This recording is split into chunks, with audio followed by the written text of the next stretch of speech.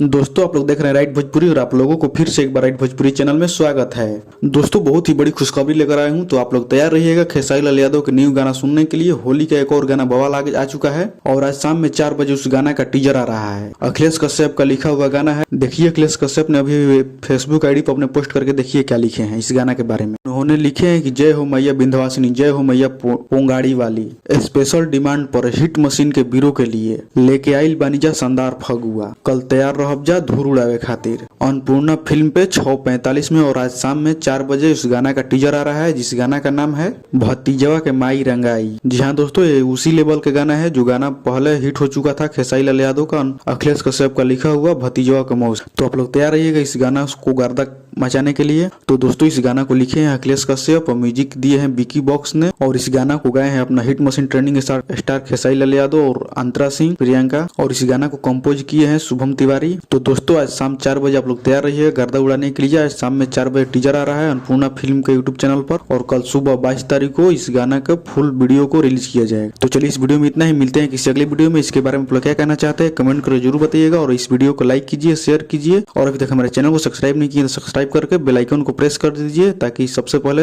Notification पहुंच जाए। तो चलिए